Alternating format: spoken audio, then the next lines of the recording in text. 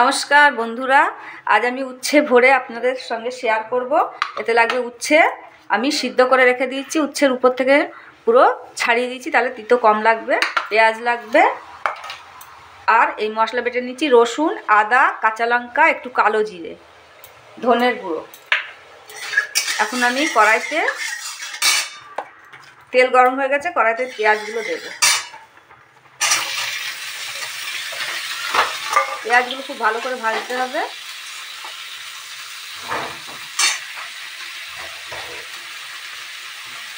পেঁয়াজ ভাজা হওয়ার জন্য আমি এর ভিতরে একটু নুন দিয়ে দিলাম।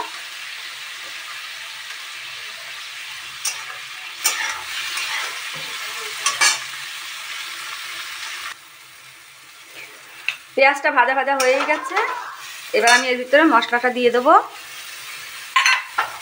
একটু কালো জিরে দিয়েছি, কালো জিরে খাওয়া ভালো, সেই জন্যে। উচ্ছে তো তিতো লাগে বন্ধুরা, বাচ্চারা তো উচ্ছে খেতে চায় না। এইভাবে আমি যেভাবে বানাচ্ছি আজকে ভরে, এইভাবে বানালে বাচ্চারা খুব ভালোভাবে খাবে, ভাতে মেখে পুরো ভাত খেয়ে নেবে, তেতো লাগবে না একদম। এর ভিতরে আমি এবার হলুদ দেবো,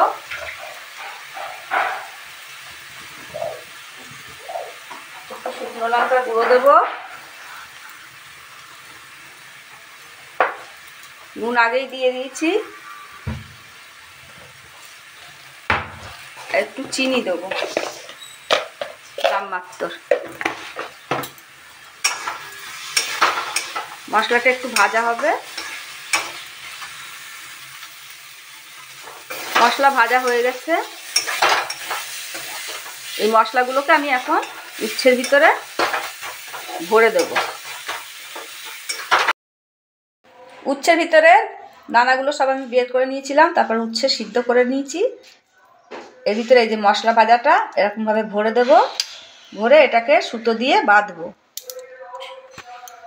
এই যে সুতো নিয়েছি, সুতো দিয়ে এরকমভাবে পেঁচিয়ে পেঁচিয়ে বেঁধে দেবো। সব কটা উচ্ছে এইভাবে ভরে দেবো।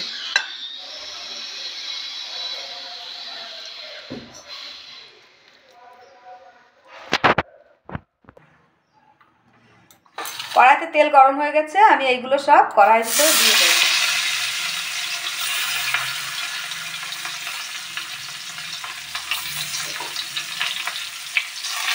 হালকা আছে, এগুলোকে উল্টে পাল্টে ভাজতে হবে।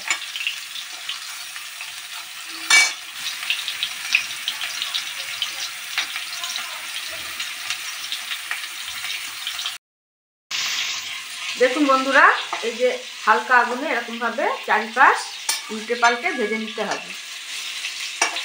ভিতরে মশলাটা আগে ভাজাই আছে, উপরে উচ্ছেটা ভাজা হবে। ভাজা হয়ে গেছে, কড়াই থেকে আমি এগুলো তুলে নেব।